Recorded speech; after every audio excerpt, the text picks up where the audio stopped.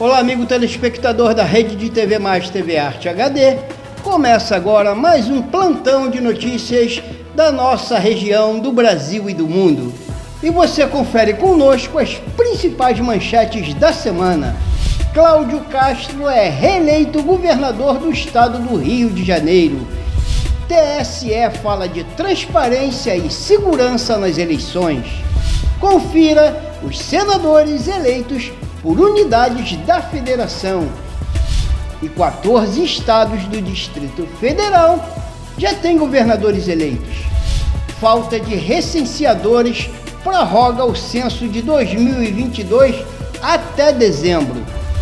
As notícias de locais com Maurício Aragão, os bastidores da política com Carlos Emir, o Brasileirão, a Copa do Brasil e a Libertadores da América, você confere tudo agora no plantão de notícias da Rede de TV Mais.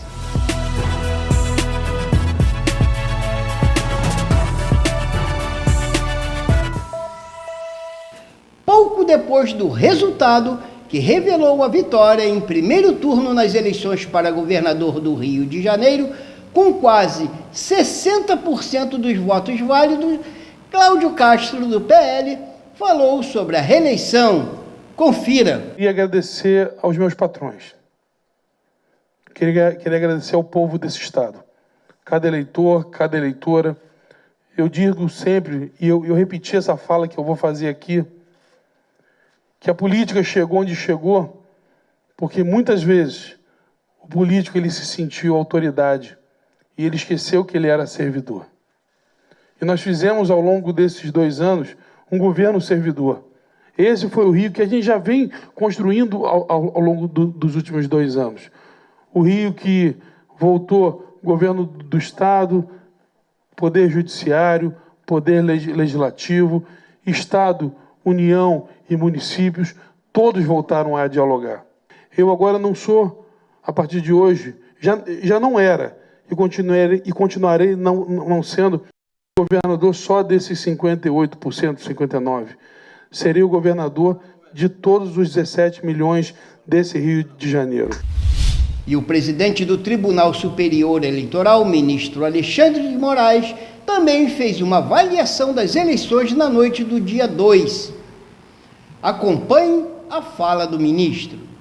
Tivemos um dia inteiro de eleições na absoluta tranquilidade, o que não significa, obviamente, que não houve intercorrências, como em qualquer outra eleição, mas chegamos ao final desse dia com a certeza de que a Justiça Eleitoral cumpriu novamente a sua missão constitucional de garantir segurança e transparência nas eleições. A imensa, esmagadora maioria da população brasileira acredita fielmente nas urnas eletrônicas. E o comparecimento hoje e o aumento dos votos válidos demonstra exatamente essa confiança na Justiça Eleitoral.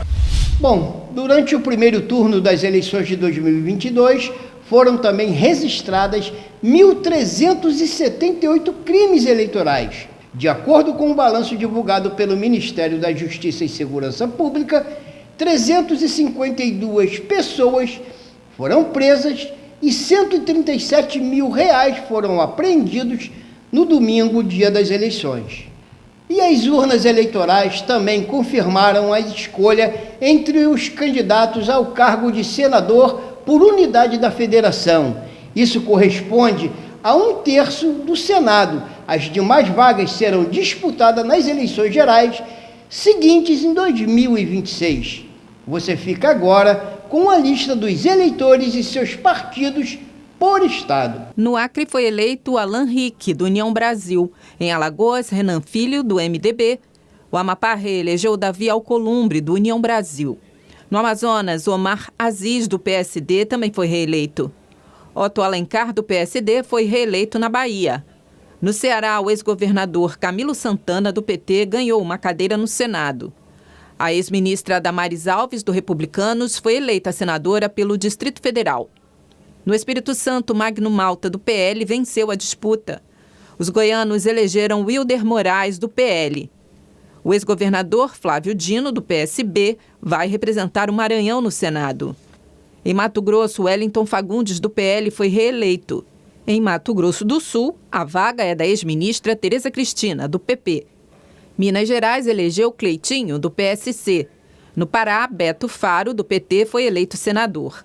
Na Paraíba, Efraim Filho, do União Brasil, venceu a disputa. No Paraná, o ex-ministro Sérgio Moro, do União Brasil, foi o mais votado. No Piauí, a vaga é de Wellington Dias, do PT. Em Pernambuco, Tereza Leitão, do PT, ganhou uma cadeira no Senado. Pelo Rio de Janeiro, foi reeleito o senador Romário, do PL. Rogério Marinho, do PL, também venceu a corrida pelo Senado no Rio Grande do Norte. E no Rio Grande do Sul, o ex-vice-presidente Hamilton Mourão, do Republicanos, conquistou a vaga. Em Rondônia, venceu Jaime Bagatoli, do PL. Em Roraima, Hiram Gonçalves, do PP, teve a maior votação.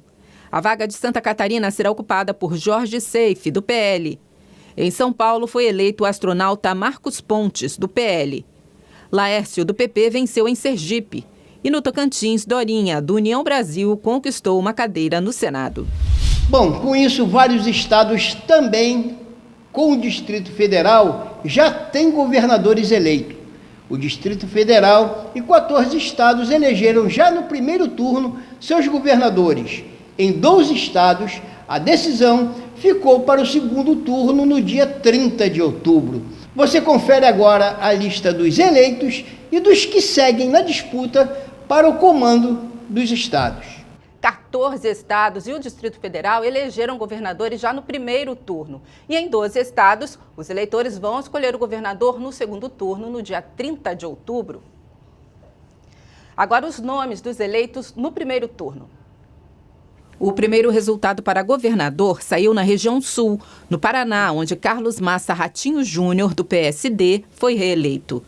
No Sudeste também foram reeleitos Cláudio Castro, do PL, no Rio de Janeiro, e Romeu Zema, do Partido Novo, em Minas Gerais. O primeiro turno também se resolveu no norte do país, onde foram reeleitos Gladson Camelli, do PP, no Acre, Helder Barbalho, do MDB, no Pará, Antônio Denarium, do PP, em Roraima, e Vanderlei Barbosa, do Republicanos, no Tocantins. No Amapá, Clécio, do Solidariedade, foi eleito. Na região Nordeste, os eleitores do Rio Grande do Norte reelegeram a petista Fátima Bezerra. Rafael Fonteles, do PT, foi eleito no Piauí. Eumano de Freitas, do PT, será o novo governador do Ceará. E Carlos Brandão vai governar o Maranhão. No Centro-Oeste, os goianos reelegeram Ronaldo Caiado, do União Brasil. E ficou definido que também terão um segundo mandato Ibanez Rocha, do MDB, no Distrito Federal, e Mauro Mendes, do União Brasil, em Mato Grosso. Bom, em sequência, vocês conferem também os candidatos que vão para a disputa no segundo turno. No Rio Grande do Sul, haverá segundo turno entre Onyx Lorenzoni, do PL, e Eduardo Leite, do PSDB. Já em Santa Catarina, a disputa será entre os candidatos Jorginho Melo, do PL, e Décio Lima, do PT. No Sudeste, escolha adiada em São Paulo para o candidato Tarcísio de Freitas, do Republicanos, e Fernando Haddad, do PT. Haverá mais uma rodada também no Espírito Santo, entre Renato Casagrande, do PSB, e Manato, do PL. Na região norte, em Rondônia, ficou definido o segundo turno entre Coronel Marcos Rocha, do União, e Marcos Rogério, do PL. No Amazonas, Wilson Lima, do União, e Eduardo Braga, do MDB, voltarão às urnas no dia 30. Na mesma data, os eleitores do Nordeste escolherão entre Rogério Carvalho, do PT, e Fábio, do PSD, em Sergipe. Na Paraíba, a disputa será entre os candidatos João Azevedo, do PSB, e Pedro Cunha Lima, do PSDB. Foram para o segundo turno em Alagoas Paulo Dantas, do MDB, e Rodrigo Cunha, do União Brasil. Na Bahia, Jerônimo, do PT, vai enfrentar ACM Neto, do União Brasil. Em Pernambuco, Marília Reis, do Solidariedade, vai disputar o governo estadual com Raquel Lira, do PSDB. No Centro-Oeste, haverá segundo turno apenas no Mato Grosso do Sul, entre o Capitão Contar, do PRTB, e Eduardo Riedel, do PSDB. Mais um imbróglio para o levantamento de dados dos brasileiros e do Brasil. A falta de recenseadores foi prorrogada para o censo de 2022 até dezembro. O motivo vocês vão saber agora nessa matéria. Desde o dia 1º de agosto, mais de 104 milhões de brasileiros já foram recenseados pelo IBGE. Esse número corresponde a 49% da população estimada do país. Entre os entrevistados, 48% são homens e 52% mulheres. A pesquisa está mais avançada na região sudeste, onde 42% dos domicílios já foram visitados pelos recenseadores do IBGE. Já o estado mais adiantado é Sergipe, com 80,78% dos moradores recenseados. No censo desse ano, já foram contabilizados mais de 860 mil indígenas e quase 741 mil quilombolas. Em relação ao tipo de questionário, 88,2% dos domicílios responderam ao modelo básico e 11,8% ao ampliado. Em 2,27% das residências, os moradores se recusaram a receber os recenseadores, mas o IBGE espera reduzir esse número com novas tentativas para realizar a pesquisa. Diante desse cenário, o IBGE tomou a decisão de prorrogar a coleta do censo até início de dezembro, com o compromisso de divulgação dos dados no final de dezembro, como estava previsto anteriormente. Nós vamos agora a um breve intervalo e voltaremos em instantes.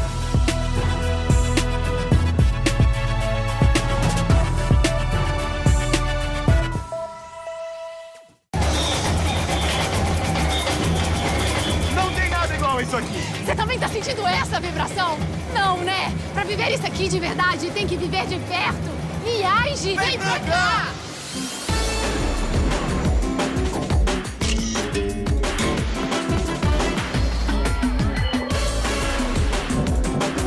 Viva de perto a cultura do nosso país. Viaje Brasil, sede de experiências incríveis.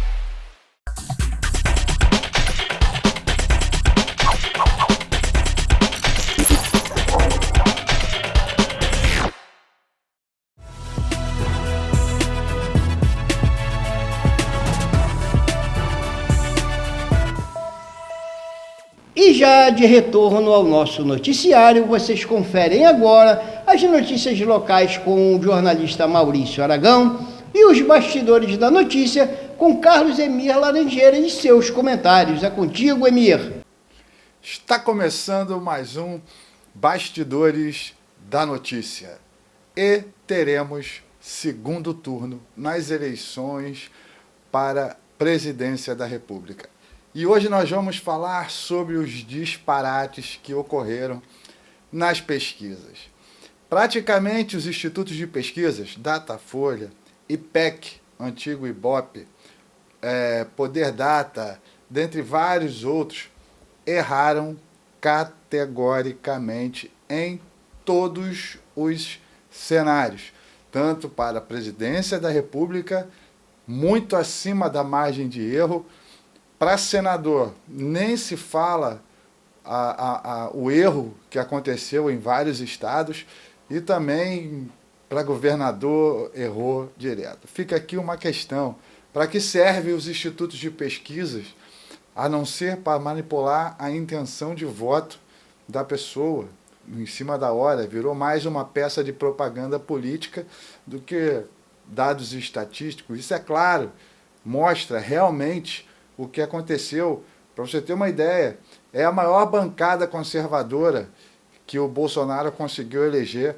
Ele elegeu 99 deputados do PL, 8 senadores do PL, e num total de senadores foram 15 dos 27, que é a bancada conservadora de renovação do Senado Federal. Praticamente Bolsonaro elegeu todo mundo que ele botou a mão, praticamente. E fica aqui um questionamento também, porque se as pessoas votaram nos candidatos do Bolsonaro, por que não votaram no Bolsonaro?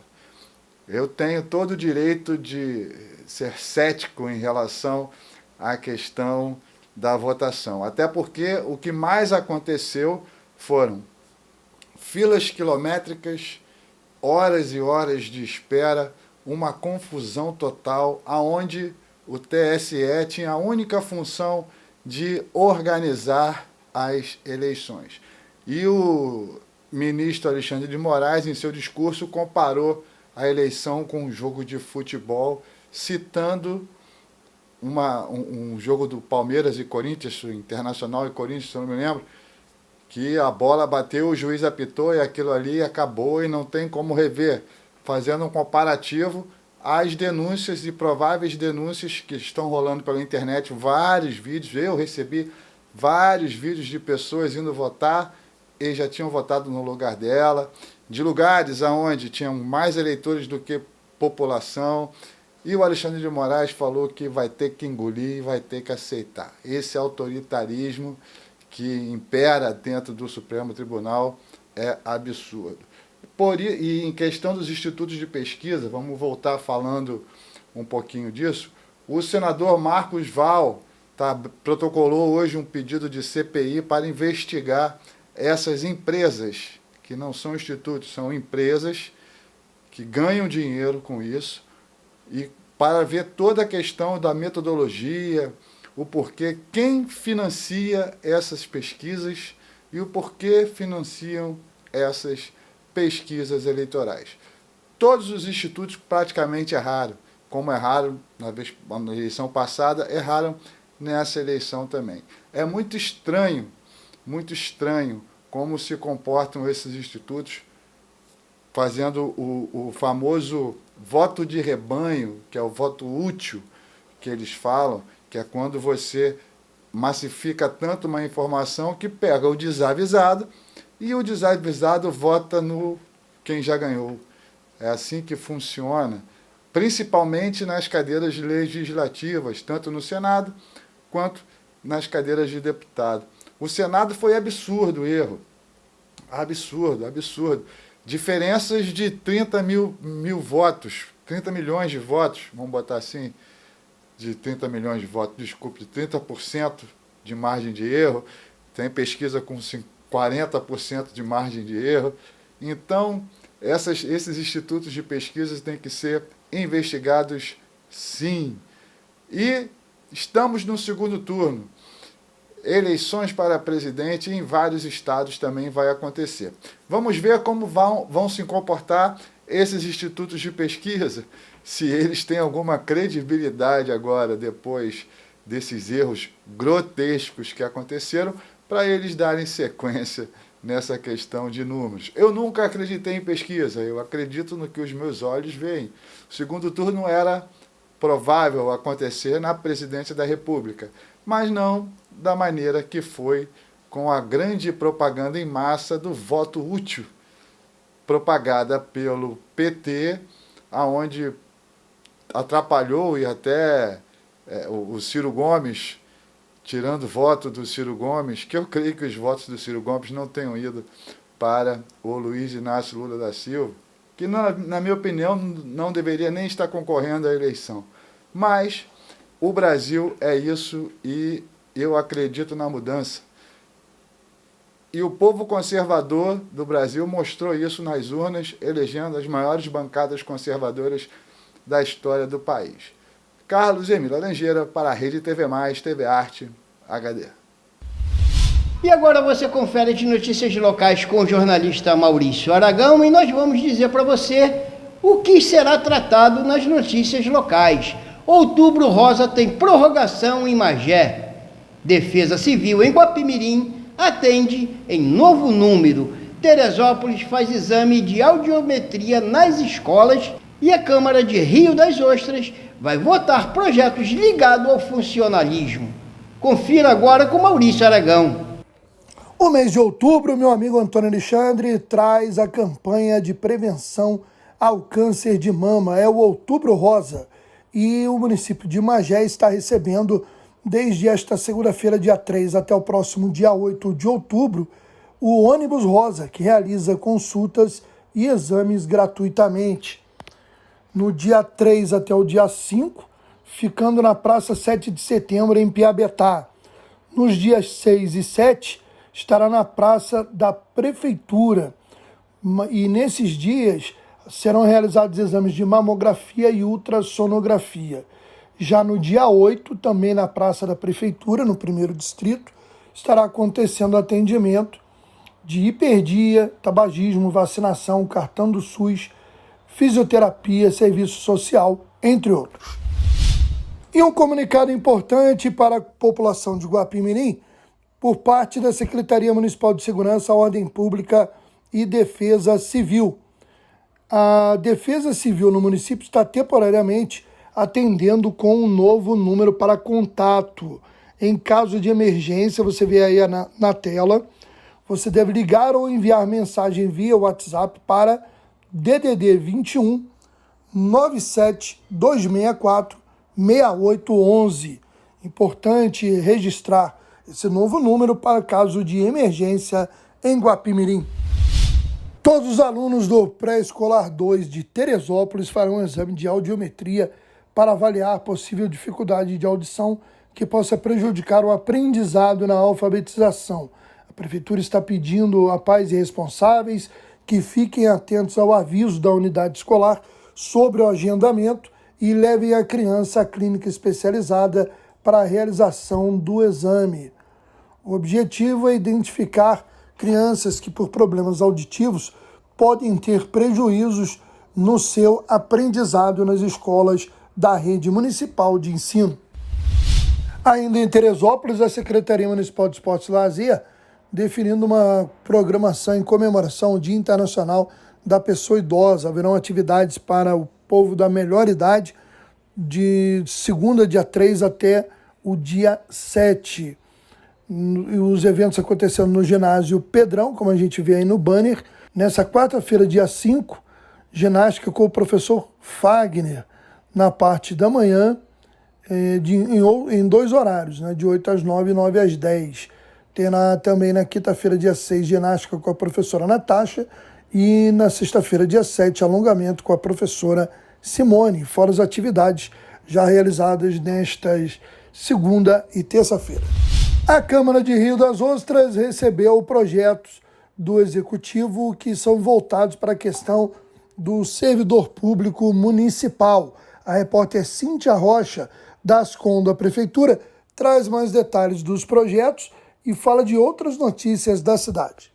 O prefeito de Rio das Ostras encaminhou para a Câmara 2 projetos de lei. Um sobre revisão salarial e outro sobre aumento do auxílio transporte e alimentação. Caso o Legislativo aprove, o benefício passa a vigorar a partir do mês que vem. A Fundação Rio das Ostras de Cultura está fazendo um mapeamento do setor artístico. Artistas, produtores e técnicos devem preencher o formulário que já está disponível no nosso site até o dia 23 de outubro. E agora a previsão do tempo, que indica que a frente fria avança em direção ao Rio de Janeiro. Confira com Clima Tempo. Terça-feira ainda com muita instabilidade na região sudeste do Brasil. A frente fria ainda segue avançando em direção à costa do Rio de Janeiro, que aumenta muito a nebulosidade no estado. Vai ser um dia mais instável e a chuva acontece em vários momentos. Todas essas nuvens carregadas também avançam para as áreas do leste de Minas e pode chover forte em forma de temporais na zona da mata e também na região da Grande Belo Horizonte, mas o ar ainda segue muito abafado. Chove em vários momentos por todo o centro e sul do Espírito Santo, e no litoral paulista a previsão é de um dia mais nublado, mas com apenas garoa ao longo da terça-feira, inclusive na região da capital. As áreas do interior voltam a ter um dia de sol, a temperatura consegue subir, o ar fica muito abafado, mas ainda chove forte a partir da tarde. Tem previsão de pancadas de chuva também na região do Triângulo Mineiro e por todo o norte de Minas Gerais. A máxima não passa dos 19 graus na capital paulista, mas ainda chega a 28 graus em Vitória. Em Belo Horizonte, máxima de 26 graus e no Rio de Janeiro, as temperaturas não passam dos 24 graus. Bom, agora uma notícia lamentável. No domingo, dia das eleições, morreu em São Paulo Éder Joffre e aos 68 anos. Ele foi um dos maiores nomes da história do boxe. Paulistano, filho de uma família ligada ao esporte. Teve 7 parentes atletas da modalidade. Éder Joffre colecionava 75 vitórias em 81 lutas, sendo mais de 50 por nocaute. Éder Joffre foi um dos maiores nomes da história do boxe. Paulistano morreu aos 86 anos. Colecionava 75 vitórias em 81 lutas, sendo mais de 50 por nocaute. Filho de uma família ligada ao esporte, teve 7 parentes atletas da modalidade. Éder Joffre morreu por consequências de pneumonia, mas estava internado desde março deste ano por causa da chamada demência pugilística, uma doença comum em praticantes do boxe por causa das frequentes pancadas na cabeça. E agora, falando de futebol, o Palmeiras vence o Botafogo de virada e aumenta a vantagem na liderança do Brasileirão. O Palmeiras está cada vez mais perto do título do Brasileirão. O Verdão venceu o Botafogo de virada por 3-1 na noite desta segunda-feira no estádio Newton Santos, em jogo válido pela 29ª rodada. Tiquinho Soares abriu o placar, enquanto Gustavo Scarpa, Mike e Dudu fizeram para o Alviverde. E essas foram as principais notícias do nosso plantão. Terminamos por aqui agradecendo a você, amigo telespectador e assinante, a nossa equipe técnica, saudando a todos e que tenhamos então um encontro na próxima edição do nosso plantão. Muito obrigado e até a próxima.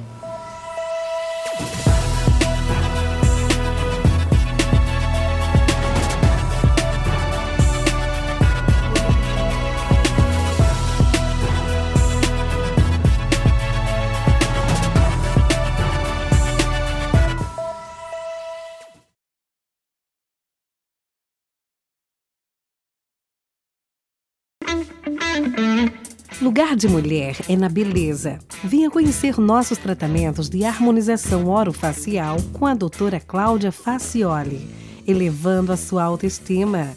Limpeza de pele, peeling químico, hidradermoterapia, skin booster, laser terapia, jato de plasma, bioestimuladores, botox, preenchimento facial, bichectomia, lipoaspiração de papada, fios de PDO, tratamento de olheiras, IPRF, tratamento de rejuvenescimento. Nossa clínica é preparada para o tratamento da mulher. A beleza é o diagnóstico para melhor da autoestima. Agende uma avaliação. Telefone 21 99615 1717 ou 21 971 26 5723. Shopping da Praça, Sala 410, Centro de Magé. SpeedMag, Centro de Diagnóstico de Serviço Completo e Clínica de Atendimento Médico. Tratamento rápido, eficaz e acessível para doenças e lesões que precisam de atenção imediata e de especialistas certificados. Tomografia computadorizada, ressonância magnética, ecocardiograma, eletrocardiograma, mamografia digital, raio-x digital, densitometria óssea, ultrassonografia. Todos os exames com diagnósticos precisos. Faça consulta e exames com segurança. Estrada do Bananal, 1940. Localizado em Guapimirim, região serrana do estado do Rio de Janeiro.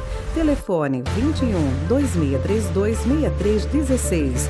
clínica@speedmag.com.br.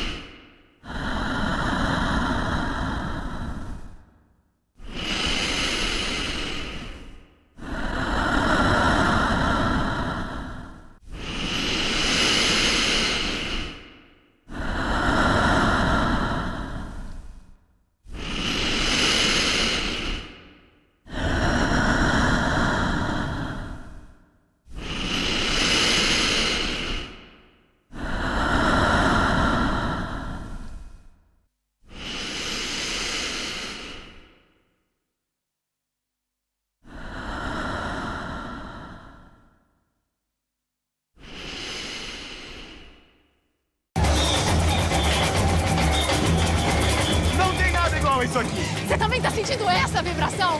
Não, né? Pra viver isso aqui de verdade, tem que viver de perto. Viaje! Vem pra cá!